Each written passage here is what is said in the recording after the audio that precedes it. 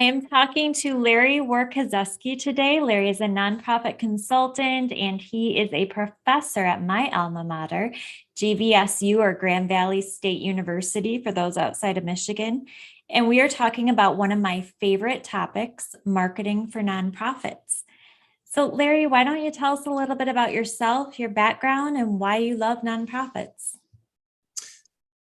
Thank you for having me on this afternoon. And reason I'm working with nonprofits, it goes back to where I began. I fondly tell people I'm a recovering attorney, and I started out in the food industry, and I was legal counsel, and I became involved in the management of the firm, and become very much involved in marketing. And with that, I had a real interest in what I could do to make more of a difference out there across the country, working with individuals, more so than just selling food or non-food products in supermarkets across the country. So that's when I found nonprofits and healthcare in particular. Did some consulting in that area. And lo and behold, I ended up going into the healthcare arena and also doing some consulting and sitting on boards of nonprofits. Then in about April 2015, Chronicle of Philanthropy carried a major article in their magazine, basically stating that scientists were finding that we had really missed the ball in terms of donors, volunteers, others who are interested in nonprofits, because we're still doing the same things that we'd always done. And therefore, we weren't reaping the benefits of what we've discovered about how people make decisions and how they move forward. And it also fit in with what Ken Blanchard called a rat race. I realized I was in a rat race, having been working for a number of healthcare systems, working with a number of nonprofits, and then I consulted for 2 years with all different types of nonprofits. And basically, Ken Blanchard's comment was, yes, we are in a rat race. When we're done running and churning, we turn around, we look at ourselves, and we're still a rat. So the question was, what are we going to do? And so I decided that it was time for me to take experience of what works, what doesn't work, a lot of the new information out there in regard to how we should change, and put that to work, basically teaching. And so I've been with GVSU now for 3 years. And how I intend to help people is to grow. I teach courses and I interact with students, and I also work with a number of organizations who have needs to grow leaders and to grow their marketing, and what they can do to make a difference out there in the world. So that's kind of in a nutshell how I've arrived at where I'm at now. I love that. I guess I had no idea you're a recovering attorney. Yes. That's quite a leap. We don't have a lot of attorneys working in the sector. I think the pay scale might have something to do with that. But also, like, I'm impressed because you do so much in the marketing realm, and that's typically such a left, or is it left brain or right brain? Regardless, it's a different side of the brain than the attorney Right. uses most of the time. Has that It been a big adjustment? it not really, because I really found that once I was practicing as an attorney, I really like to be more engaged with people. And I also found that I like to basically discover new things and develop new things. And frankly, when you're in the law, you're basically looking at the way things have been decided in the past. So I enjoyed looking forward, and so that's what attracted me away from the law. It's been a good discipline to have because you ask a lot Yeah, of the right questions at times. But yeah, it was a switch. I bet. I bet. So let's dig in because I've been so excited to talk to you about nonprofit marketing. That's kind of my Uh-huh. background, and I would say it's a passion of our organization. Of all the content we produce, a lot of it, I would say probably 60% is about marketing and growing your organization. And one of the things we talk about a lot is the difference between a strategy and a tactic. A lot of nonprofits think, sending a newsletter is going to be their strategy, when in reality that's a tactic. So talk to us a little bit about that. What are the hallmarks of a nonprofit marketing strategy? Probably a number of the hallmarks would be hopefully some directions that people would feel comfortable in pursuing. For example, transparent. As a nonprofit, we basically have been given an IRS ability to have a certain treatment under the taxation law. And that's because of recognition of the role that we fulfill out there. So we need to be transparent. We need to basically be sharing why we exist and what our outcomes are. We basically should have balanced scorecards. Um, Basically, keeping track of where have we been, what have we accomplished, and to be able to share that with the public, the good, the bad, and the ugly. So transparency can be rather threatening, and because of that, some nonprofits kind of back off a little bit. But I'm finding that people really enjoy transparency, like to see that, and they don't expect organizations to be perfect. The other thing is to be authentic. Um, People are looking for organizations they can trust.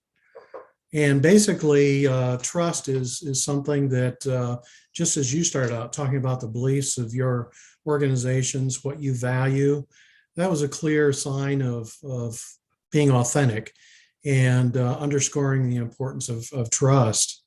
And having dealt with you a little bit before this, I can see that that is there with your organization. So you're authentic, especially Except, after I'm sorry.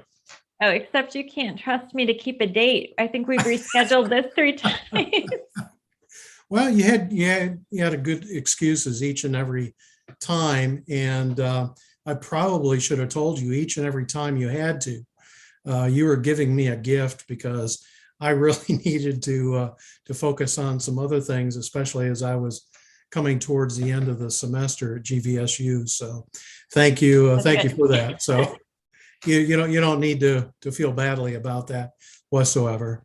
Another hallmark of solid marketing strategy is to understand not only the donor but also the volunteers that many nonprofits depend upon, employees, clients that you may have in providing services. We need to have a deeper, a broader understanding of what their interests are, where they're at. One thing that a number of nonprofits are beginning to do is something that we call rounding. Um, and with leaders of nonprofits, I call it leader rounding. And that is basically where you're formally identifying times where you're going to be in contact with a client, with a donor, with an employee, and you're basically identifying what's going right, what can we improve upon, what would you like to see, and do that on a methodical basis so that you have that input. It accomplishes a number of things. One, as a leader, you become better informed, aware of where you need to be, what you need to be doing, what's important out there. The other thing is you send a very clear signal to that client that you're talking with, the donor, the volunteer, the employee, that going back to where we began, and that is you're transparent and you're authentic. So understanding it's more than just about looking at some data on a piece of paper. It's also about that interaction that you should have. And then the other hallmark is connect effectively. And unfortunately, with a pandemic, a number of people have gone through some difficult situations. They've lost some loved ones. But it has also helped us to grow, I think, as individuals, where we've had to really work on how can we connect more effectively with people. And that I think we've stepped back to say, how can we be more effective in relating to each other? So that with Zoom meetings, I suddenly saw a number of my colleagues trying to figure out how can I communicate more effectively with people here on Zoom. And so it's gotten us to reflect on that. And now that things are opening up a bit, I see people trying to be a bit more creative in terms of how they're relating to one another and how they're connecting with one another. The other hallmark of a solid marketing strategy is discipline. And too often times in nonprofits, just like in for-profit businesses, we tend to look for that silver bullet, the magical thing that we should do. And because of that, we become reactive instead of proactive. And we don't have a discipline of creating a strategy, putting the tactics that go along with it behind it, and staying the course and looking at those outcomes. So I think Measuring. I'm sorry? And measuring. I And mean, I measuring. totally agree with you. I feel like sometimes we take the shotgun approach. We just Yeah. try. Yeah. Yeah. And so, we have to reflect on, there are a couple of great books out there that goes back a number of years. One is Forces for Good by Crutchfield. The other one is Good to Great by Collins. And both of those, one is on nonprofits, that's Forces for Good. The Good to Great is mainly about for-profits. And basically, the two books come down to the point of understanding why are certain organizations very effective, more effective than others. It comes down to discipline. And I would also have to add, based on looking at that, passion. You have a passion for what you do, and you're very disciplined in how you do it. It's better that you are great at 5 things than try to be all things to all people. Amen to that. Okay. I love what you talked about with rounding, because I think one of the things that I often hear from nonprofit leaders is that they miss and they recognize that there's a loss of effectiveness when they're not connecting through the various points of their organization's work. Because when you're at the top, sometimes you only connect with top donors and you only connect with your maybe director levels. Whereas, when you're working in the middle, sometimes you're the best in tune with every touch point of the organization. So I love that kind of rounding and making sure that you are connecting at all the appropriate points. That's brilliant. Okay, so we've talked a lot about marketing strategies, but we're heading into a year. I should qualify that. Every year for the past 3 years has been like a totally unique situation. But 2022 feels unique because we are still somewhat dealing with this pandemic. A lot of organizations had a different funding experience last year than they're ever going to have again because of PPP and other grants and funding that were available. What is the strategy? And it could be one that you've listed already or something totally different, but what is a strategy that nonprofits need to employ in 2022? In 2022, I call it's probably going to be the year of pivot and hybrid. And I hate that word, pivot. Yeah, pivot. Here we go again. We're going to change again because we've learned a number of things and there's a new normal that's coming about. And so we have to pivot. We have to make another change from where we've been. It's good change because we have to look at what have we done, what works, what doesn't seem to work. And then the hybrid is we're basically going to have a number of people that will want to they're hungry to be in person. They miss that closeness to others. They don't want to just be limited to telephone and Zoom meetings or things of that nature. So they're hungry for that. And so we're going to have some that will be still concerned and will want to keep a distance more than 6 feet. And then there are others who will say, I want that in-person involvement.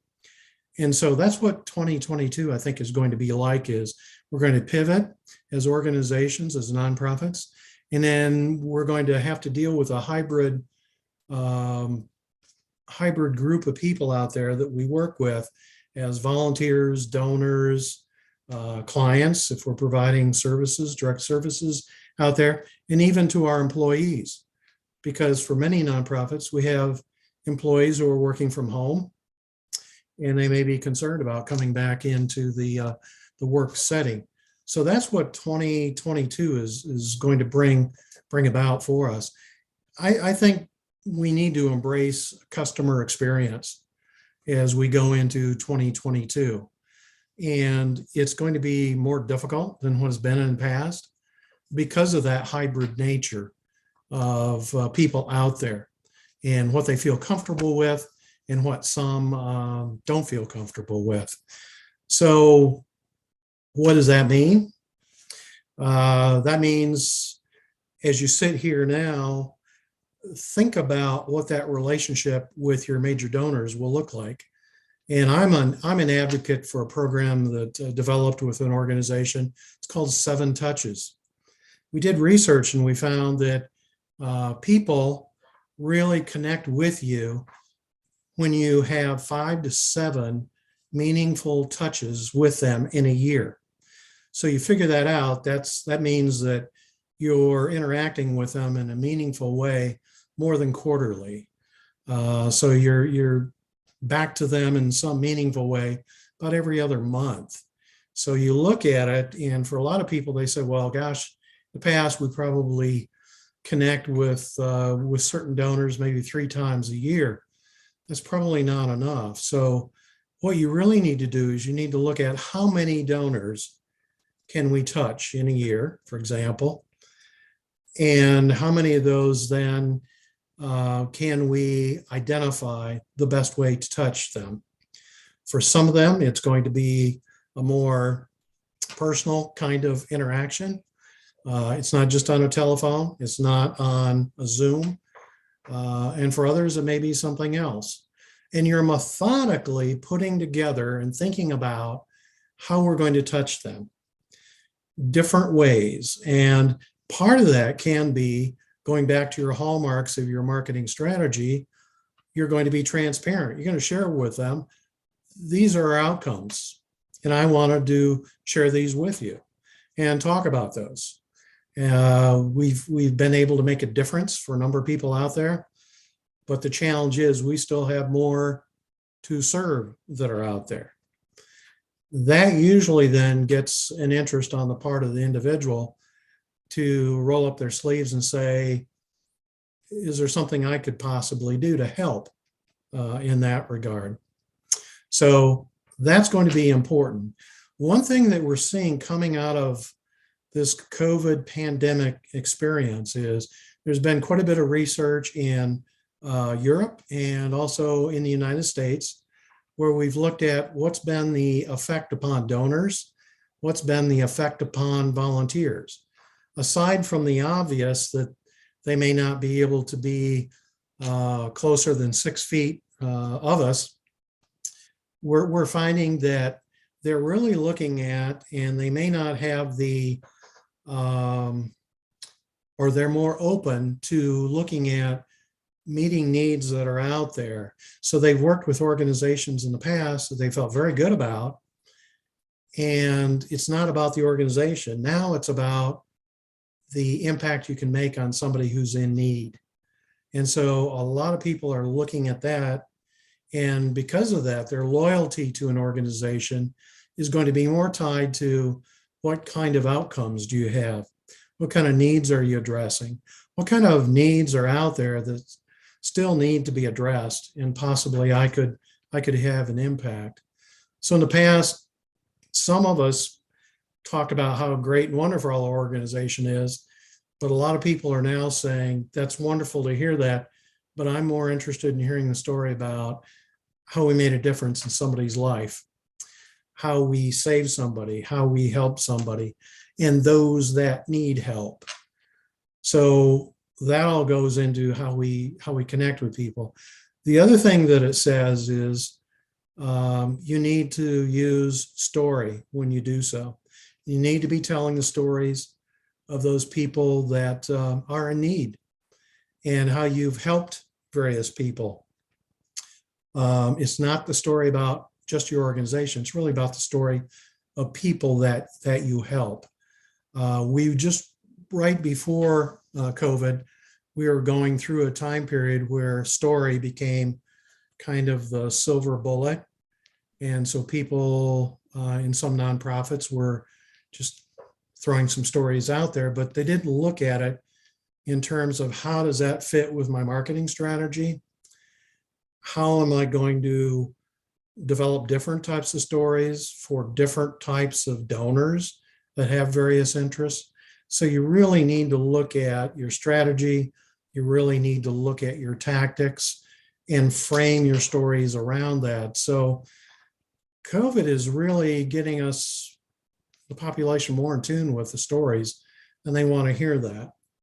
And the good thing that about stories is research shows that stories are remembered 63% of the time, as where facts and figures are only 5% of the time.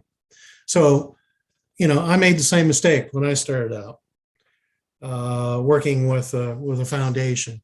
I thought if I could only put another page of facts and figures into that brochure, we could have another $5,000 gift. When what really was important was the story, telling the story. Absolutely. Yeah. Yeah. We counsel a lot on that because nonprofits, they do annual reports, and we get annual reports full of, I mean, granted, they're cute, they're made into infographics, and they're, depicted well in terms of imagery, but they're all stats. And if you can't marry your stats to a story, you're going to bore people. They're not going to become engaged. I love that. I think that's super wise advice. One of our past speakers, Ken Caldwell, he's the Senior Vice President of Compassion International. And he talked about how nonprofits so often position themselves as the cause and position themselves as a story. But in reality, they're just the conduit. Is all we are doing is connecting the person who wants to help with the person that needs help, the cause. Yeah. Amen to all of that. That's amazing advice. So I want to get a little bit more nitty gritty, because I've noticed recently, and maybe it's the time of the year, but the demand for digital marketing professionals right now in the sector is crazy. Most of the postings I've seen, though, are for entry-level candidates, and that might be because of some of the budgetary constraints that nonprofits have. But should nonprofits, are they doing the right thing? Is this the area to invest in their marketing? I think there are a number of areas to invest, but I think it's a good area to invest in because that fits right in with the customer experience. When we look at customer experience, there are a number of ways that we may have relationships with an individual in a nonprofit. It could be that the person is a volunteer. Could be also that they're a donor. And those are different kinds of experiences. They may have been providing supplies to us. Let's say we're a food bank. You have an individual who could be a volunteer for the food bank. They could be a donor of funds to the food bank. And then they could also be a supplier of food that can be given away by the food bank. And a lot of the information that we collect in nonprofits, it's in silos. So you really need to have a full picture of this individual and the relationship you have with an individual. And if we only look at where they gave us money, we may be missing just a whole part of the picture that is there, and we're not considering it because we also find that volunteers are a stronger, continuous source of giving than what non-volunteers are. Well, if that's the case, what kind of data are we collecting? And do we have a robust enough data bank so that we know that? So when we have a conversation with an individual, they recognize that we recognize they're providing help in several different ways. Um, so yes, it's something that we need to do, because we need to have data that's not siloed. We need to have the best data that we possibly can. Frankly, for a lot of folks, I've seen it in nonprofits, they have a deluge of data and they're trying to sort through it and figure out what's important, what's not important. And because you're concerned about so many things in a nonprofit, oftentimes you don't have enough time spent so you can kind of weed out what's the best data for us, what's the most meaningful, and try to pull that together so that you can use that in your strategies and your campaigns. We always tell nonprofits, have a CRM, have a donor database, but how you select that tool, it doesn't matter as much what it accepts as how you get that data out. If you can never access the right reports, if you can never learn from what you're collecting, it's not a good tool. So absolutely, I totally agree with that. The overarching theme, I think, from this conversation is really UX. It's user experience. That seems to be the strategy and theme we need to carry into 2022. Do you I, agree? I totally agree. I totally agree. It's something that we need to spend more time on. And, you know, as I started out talking about Ken Blanchard in the rat race, um, we need to have the perception that if we're going to continue to be a rat, we need to be at least in control of how we spend our time. So we need to allocate more time, more resources towards meaningful use of that data and that information, and be very focused and be very disciplined in terms of the use of it. And with that, we're going to be more successful. Be very good, be excellent at certain things, and don't be concerned about what somebody else is doing 5 miles away in another nonprofit.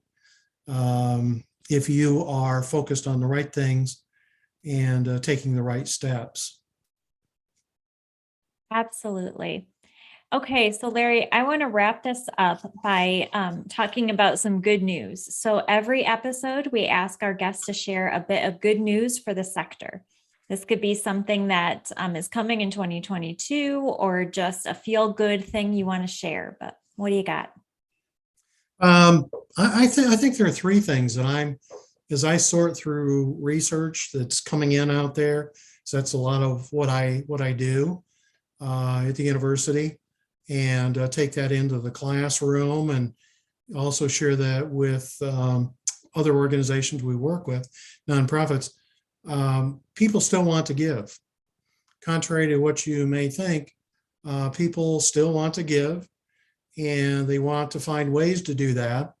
In fact, some people have told me they've not been contacted. So when they're not contacted, then they believe that apparently people don't need that kind of help. And they're kind of surprised by that. So people want to give, and so we need to give them that opportunity. Second thing is, especially coming out of what we've gone through in the past 2 years, 18 months or 2 years, they want to feel good. And frankly, that's one thing that we can be very good at in nonprofits, because we have great stories. As you say, we're conduit for those great stories because we're helping people succeed in certain ways. So we've got those stories, and we've got the ability to share that with people. And the third thing is, I'm seeing that people more and more, they want to make a difference. and they have felt helpless for 18 to 24 months. And they're tired of feeling helpless, and they're kind of getting burned out on that feeling. And they're looking for ways that they can make a difference. And so that's the territory of the nonprofit, and being able to connect with them. So we need to find ways to reconnect with them in the way that is best for them as we go into the year of pivot and hybrid 2022. Larry, thank you so much. This has been fun, and this has been great advice to kick off what I hope is an amazing year for all of our nonprofits. So I thank you for your time and your wisdom. Well, thank you. I appreciate the time, and appreciate the opportunity to connect with others in nonprofits. So